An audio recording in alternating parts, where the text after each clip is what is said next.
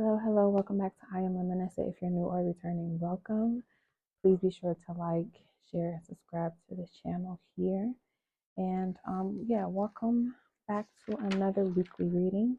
All right, this is a channel where astrology meets intuition. We're going to take a deep dive into the stars and discuss this upcoming week. We got the full moon, Venus Jupiter square, Sun Mars opposition, Mercury Venus with Venus conjuncting Saturn. They're going to sextile Mercury and Venus, the Sun and Neptune sextile, and then the Sun moving into Aquarius by the end of the week. Let's get started. And I see it's gone to some astrology. Well, baby, I can see your face.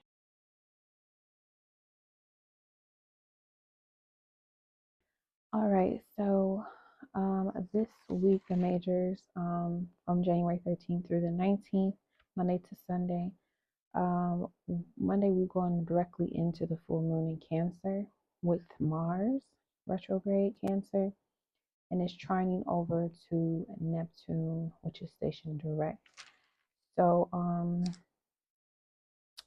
this day as well, we have Sun and Uranus and an Earth trine, while the water trine with Mars and Neptune is going on. By midnight, the Moon and Saturn are going to trine in the water, because the Moon will be in Cancer, and Neptune is in Pisces. The Venus and Saturn conjunction is starting to increase at this time. The full moon should be apex by 3:45 p.m. Eastern, while it's trining over to Neptune. Now, the moon is domicile Cancer. So let's look at Mars, which is detriment Cancer. So it's like the best, most relaxed of the energy, and then it's in the same energy where it's not so great. So what's definitely we can see being revealed at this time.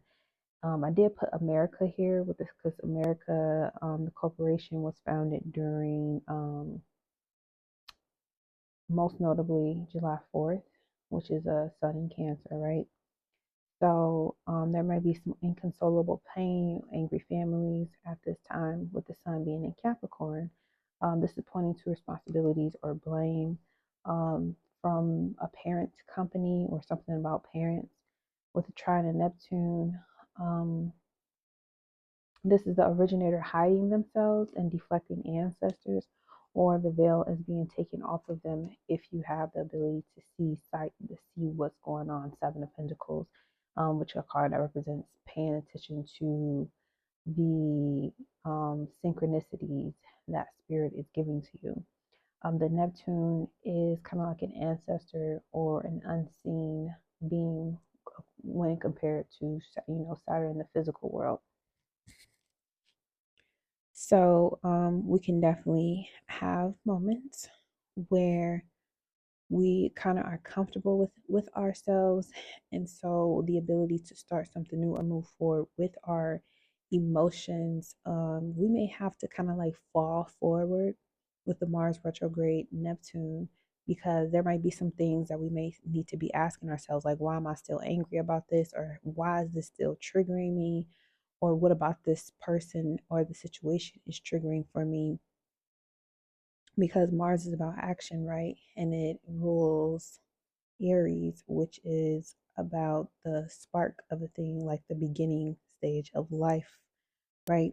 And Cancer is another cardinal sign, but it's initiating emotions, okay? And it's domicile with the moon. So the moon is going to initiate a new way of feeling during the rest of this moon cycle until the next full moon.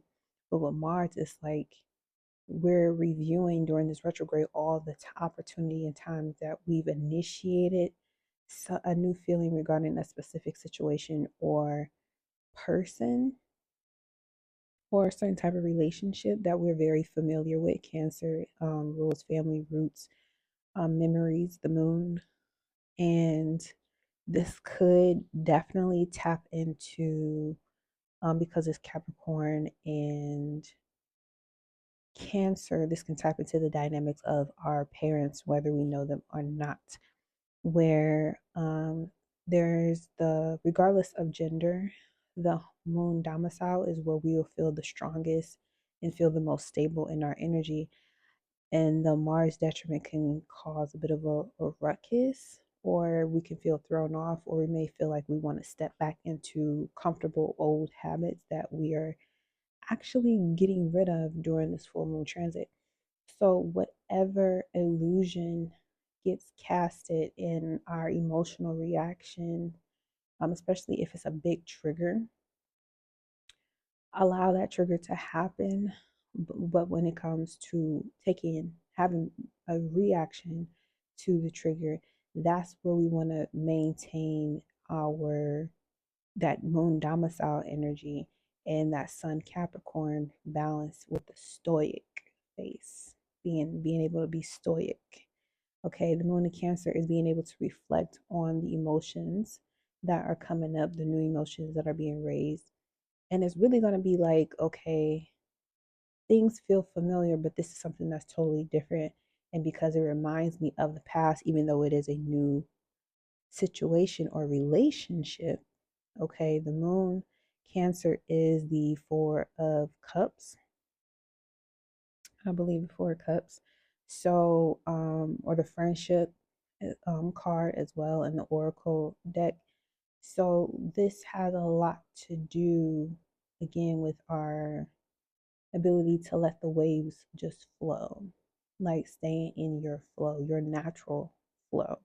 Moon and Cancer. So even if you don't have any Cancer placements, even if you have a different moon sign that is not in Cancer or even in Capricorn, the moon being domicile means that everyone needs to tune into their moon sign, to their moon energy, and find what makes them feel the most comfortable, the most safe, the most secure, especially when it comes to how we feel about ourselves and the work that we've been doing, Sun and Capricorn, and not allow ourselves to be kind of like disturbed by people who are angry family members, even with Mars retrograde Cancer, family members who've been angry for a long time, and they finally get an opportunity to say exactly what they're angry about, or try to thwart your ability to move forward in life in some sort of way. That may be coming to the surface because it's retrograde in Neptune. Maybe you didn't see it before, but now you're starting to make connections with that. That can definitely be coming up as well. And as it relates to, like I was saying about the corporation of the country, this is us. Yes, we have a lot of luxuries here in this country that other countries don't have because of the certain regulations and laws that they, you know, curated for their people based on certain theories or philosophies that they want the citizens to be instilled with, especially children that grow older and have to take care of society. America is seeing that those boundaries have been loose for so long because of so much diversity. So it's a good thing we have the diversity of being able to do or create whatever it is that we want. But the detriment of that same thing is that sometimes, especially what's going on with like the food and pharmaceuticals and things of that nature, it's like, yeah, this is supposed to be helping people, but it does more harm than good. Okay. And of course, everything has, an equal and opposite reaction. So there could be things that need to be updated as well as things that need to be removed. Okay. And hence the change, the initiation of the new things. Okay. So also on this moon day, we have Venus Jupiter in a square in Gemini Pisces.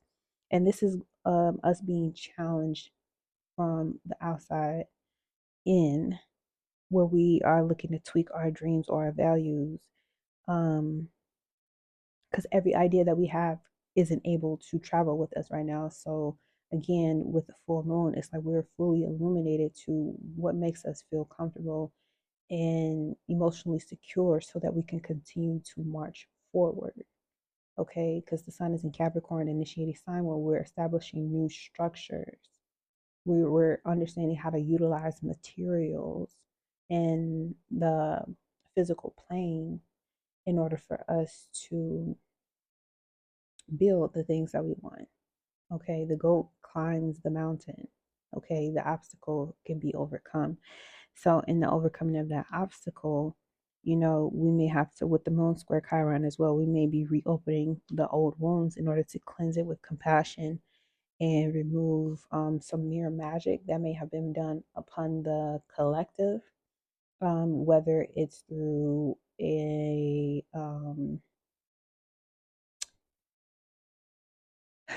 secret group or something that's public. You know what I'm saying? All of that information, that's something that we can probably look at as far as removing. If you have any experience in that, you know. Moving on to Mars Day, Tuesday the 14th. Happy birthday to my baby. We want to focus on healing. The moon opposes Pluto in Leo. So this is us being able to purify the emotions now that we've allowed that anger or that confusion or the acceptance of, okay, this is what I want to work on. I thought it was going to be like this, but 10 on the clock, this is what I have now. So I'm going to work with this and continue to move forward. My values can still increase, even though how I go about, you know, unfolding my magic has to change or be altered. Gemini, Mercury, okay, changes. And the moon opposition will help in any chaoses or causes of pain. And the moon in Leo is how one can attain, or one is able to receive, the spotlight. The moon in Leo is able to receive the spotlight and bask in it with its passion, its creativity, and the things that have been holding that back gets eliminated. Okay, it's able to be eliminated. So with the moon and Mars conjuncting, um, this can cause from some things to become a bit unstable before it does the opposition to Pluto. Again, we need to be asking ourselves, how do I destroy, an old empire or way of controlling and doing it in a sense of serenity or quiet or level headedness or during a meditation or a spiritual bath or something to help create a serene, stable vibration within yourself. And that vibration could be you, if you're of age to have a glass of wine or to smoke a J or to exercise or to color, paint, or sing or clean. Like it's time for us to tap into our own healing abilities that we've been gifted. Because the body already knows how to heal itself. So we just got to listen and pay attention to it. And being persistent in that plight would allow us to continue to conserve, or when it's time, engage in a reservoir of energy with the Mars retrograde Cancer. So going into Mercury Day on the 15th, we have the moon sextile Jupiter. And this can create a fun and lighter energy with Leo and Gemini. They're usually best friends, the sun and the moon. So the sun and the moon is able to create that vibration of camaraderie, playtime, childish curiosity, um, which can, when regulated or with discipline, I should say, with discipline, as it in conjuncts Pisces, um, gives us a bit of an edge when it comes to daydreaming.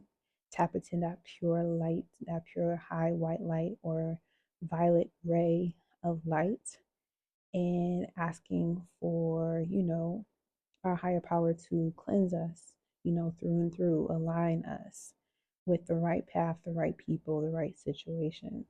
The Sun and Mars are going to oppose, and this is bringing balance to our awareness of self discipline as well as the emotional motivations we have. And Mars still separating from trine from Neptune, which is about us remembering our higher level of wisdom, which all comes from the metaphysical, not the physical. Okay. So we're balancing our ability to be aware of what type of discipline or structure we need in order to, act off of our emotional motivations. We're reviewing the motivations to make sure that they are righteous. Okay. And that they're not being used against us to manipulate us out of our power. Okay. The moon and Uranus will square with the Leo Taurus square Gives us ability to find peace with different points of view when it comes to creativity, because there'll be a lot of disagreements between whether, like for example, what's going on in America, where it's like, okay, this is a great place to call home, but there's a lot of issues when it comes to the infrastructure, and there's still opportunity for growth, but we still need to review, the foundation upon which all these things are being created or growing from. Because if the foundation is weak and being torn to bits at this time, then anything you try to put on top of it to grow is going to just fall and tanker with it. So we have to pull from the root. Okay, microcosm, macrocosm, we're pulling from the root what no longer works for us, and that can create disagreements on how that looks for everybody, or different countries, different cities. You know what I'm saying? And with the moon going into Virgo on Jupiter's day, this is where we can gather the receipts, the facts, the information, the figures, the statistics, with the sextile to Mercury, to put things together and see, like, okay, how are these dots going to connect for the betterment of myself as well as my community. So the Sun and Mars conjunction is going to go to exactly 26 degrees. Venus and Saturn are going to start their conjunction dance. Okay, so going into Freya's day, Friday, Mercury heavy energy. Okay, the moon squares Jupiter, and the moon is in Virgo, Jupiter is in Gemini. Both of these are Mercury rule signs. Venus and Saturn oppose the moon in Virgo at 15 degrees. And then the moon in Virgo is going to trine over to Mercury. Again, Mercury energy at 14 degrees. So this is ability to have a sober viewing of values, our work ethic for anything that we choose to put our energy into. We have a balanced and practical approach to magic, or managing our emotions in an organized and efficient manner, that gives us ability to use what's real to determine our vibration. Okay, Pisces, with the conjunction with Venus and Saturn, allows us to shift to higher dimensions. And then with Mercury being a heavy energy playing out here with the moon, Jupiter, and then Mercury itself in Capricorn with the moon, Mercury is a traveler. Okay, and with Earth signs, Virgo, moon, and then Mercury being a Capricorn, both of these Earth signs have to do with integrity. Taurus can be a bit jealous, and like Scorpio can blur the lines a little bit on what's right and what's wrong. But Virgo and Capricorn, both are signs that are heavy when it comes to integrity, because Virgo, if you're trying to piece things together, everything needs to fit just so. And some people call it OCD or a neat fit, or some type of ADD, whatever. They can say whatever, they can slap whatever label they want to slap it. But Virgo is precise. Virgo is neat. Virgo is very aware, just like Scorpio, okay? But also just like Capricorn. Capricorn has a pattern that it has been building and taking care of for so long, that it is the pattern. It knows it's the pattern. Okay, Virgo is seeing the pattern in your mind and telekinetic, moving things with your mind, moving your reality with your mind by how you feel and the thoughts that you have to control them. Capricorn is knowing that you do this already with ease, so there's no need to overthink it. However, with the conjunction with Venus and Saturn in Pisces, Pisces is balanced. There is nothing to contain that, you know, the ocean. It just is, and it's everywhere, and it's in everything. It's a part of our existence. It's just boundless. Okay, and Capricorn is in Virgo, Earth is about having some type of boundaries in place, not allowing yourself to think certain things, or not allowing yourself to manifest certain attitudes in your life that can show up as people or situations you don't want to be part of. So that's why it's very good to have a sober view when it comes to your values, and as well as the work ethic, because you want it to be practical with all its Mercury energy to balance out all the Pisces energy, where there is no practicality when it comes to love. There is no practicality when it comes to intuition, secrets being revealed through spirit. Neptune, our spiritual guidance. Okay. So on Saturday the 18th, we have Sun Neptune sextile with Capricorn and Pisces, Mercury sextile Venus, Moon trine Uranus at 23 degrees, and the Moon will oppose Neptune soon after. The Sun goes from 29 degrees Capricorn to Aquarius, where the Sun is going to conjunct Pluto. Now, this is around the time that, TikTok is supposed to be removed out of the American market. And we're going to see how this kind of plays out. I feel like there some type of resistance or something is going on in response to this. But we're just going to see how this plays out. But I feel like there's some type of resistance that's already being built against this. And we're going to see the resistance, whether it's in something regarding that app specifically or a copycatter, something like that. But with the Sun and Pluto being conjunct, the Sun is about, illumination, realization of consciousness.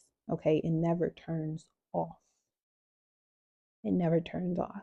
The Sun never turns off. It just continues its fixed reality, right? Leo. Now, Pluto is in Aquarius, and when the Sun and the Pluto conjunct, there's going to be an awareness that everyone knows that something is dying, and then there's going to be soon after a rebirth, a resurgence, and it's going to come from the people making the resurgence happen. Okay, I can even see this as something like I'm getting like MySpace or something like that. Like there's gonna be some type of memory, something that's linked to all of us, especially the Pluto Scorpio generation, because Pluto rules Scorpio, where we're gonna be kind of like all together linked back to some event or something that took place in our youth. Even Pluto Libra, I want to include in this because it's an air sign as well, like Aquarius. So there's going to be memories from the 90s, early 2000s that's going to create a linkage where what they try to use to kind of like snuff out or stomp out that connection that we have through like a TikTok, it's never going to go anywhere because of how resilient those generations were that manifested and created it. So that might be like one example where even if they took that off the market, the memories is still there. That's what 220, 222 on the clock. That's what the whole point of the shit is about. Sun and Neptune. Okay, this has to do with the media. There's an opportunity for people to take a real good look at what's going on, who's dividing whom, and why. Take a look at it. With Mercury sextile Venus, okay, again, this is an opportunity to start thinking more practical along with the spiritual, using those together to create opportunities. With the moon trining Uranus in Taurus, or Uranus in Taurus at 23 degrees, this earth trine is about solidifying Virgo moon, our choices and patterns of how we can see things that are in the unseen realm, and practically using that Taurus to build something for the long term that is unique to any given situation that we find ourselves in, because we're automatically linked to it. That's why it showed up for us. That's why the idea was given to us through spirit, because it has a connection to who we are, and you are what you do. Okay, with the moon opposite Neptune, again, this is a balance of the practicality Virgo with the ability to blend in to the atmosphere itself, to be all one in Pisces. Okay, so Venus and Saturn conjunct again at 16 degrees Pisces, making a sextile over to Mercury. Okay, so this is again us being taking a hard, long look about, okay, what is my relationship with the spiritual part of me, or spirituality, or religion, or just my beliefs in general? What type of beliefs do I hold? Am I surrounding myself or communicating with people who hold the same type of beliefs that I do? And even if they do, and when they don't, is there still compassion? Is there still forgiveness? Is there still an open availability for pure, unconditional love to just consistently flow? Or do we block that flow when we feel there is 29 degrees, that we have to be completely rigid and try to control the situation and circumstances? Do we want power and control so much that we don't allow the illusion of the material world or the physical world? Um, do we give ourselves the opportunity to kind of like detach from that belief that we're divided and tune more into the fact that we're all one and connected? Okay. So on the 19th, Sunday, the sun will still be at 29, going into Aquarius at 0 degree. 0 degree Aquarius is 30 degrees Capricorn. So shout out to the Capricorn Aquarius cuspers. Happy birthday to you guys. All right, so the moon trine Pluto, Libra Aquarius. The conjunction again with Venus, Saturn, and the sextile Mercury, all at 16 degrees. 16 is a Cancer number. Talks about feelings, how we feel. We'll be deeply tuned into kind of like feeling how the world, like the whole world is going to have like a signature feeling. I wouldn't be surprised if that's also a day that Earth resonance goes up a bit, or have some spikes throughout the day. And the moon and Jupiter trine as well, which is Gemini and Libra. Okay, so on the 19th, we have air trine. Then the moon and the south node will be together at 0. But the nodes were supposed to move on the 11th or 12th to Pisces North Node and Virgo South Node. I am going to record an annual, a 2025 annual review of the astrology. I just haven't done it yet, but I'm gonna get to it. Forgive me. But the nodes are going to stay here for 18 months. The last time that the nodes were here, I posted it on my Facebook, was June 2006, the end of June 2006 until December of 2007. Now, for me personally, that was my last year of high school, and it felt very surreal. I felt like I just had a hard time with focusing, and it was hard to like get through the emotions of, graduating, my life changing, things being different. I was getting kind of nervous about high school ending and not really sure what was going to happen because my life was basically being picked out for me. And it didn't feel like I could really make any decisions that I wanted to make for myself. And it kind of made me want to kind of like escape mentally. I had a hard time my senior year, especially the last semester.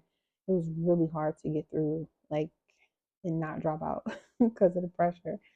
But I can definitely see now it being a big difference for me. And that was also the time I joined Facebook. Okay, that's when Facebook dropped in 2007. So if you're invested in Facebook, you could definitely see some changes in that. However, for me, I know that like I'm taking, what I want to do and how I want to do things to a different level of doing. And a lot of people may be at this time like, what were you doing summer of 2006 to winter 2007? Like I started my first semester of college. Like there was a lot of new things happening in my life. Okay. So just take your jog back real quickly, figure out what was going on during that time. There could be some similar things. It's just that now Uranus is transiting Taurus. Okay, so we may not, back then it was the North Node and Uranus were both in Pisces.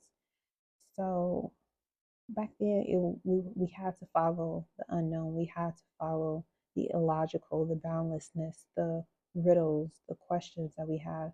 Versus now we're learning from a more long-term growth perspective. Like I was saying before about the Seven of Pentacles, we're learning how to evolve from that perspective.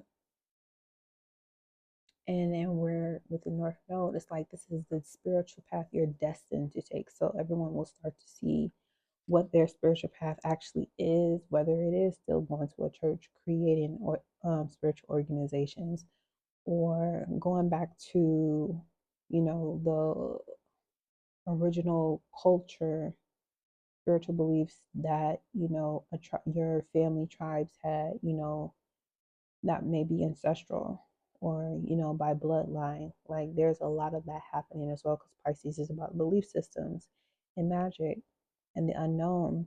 And we can also see a lot of fibbers, liars, deceivers, people who were running, you know, fake campaigns or fake businesses, fake things, like people who made a lot of money off of, you know, being secretive and hiding very important information.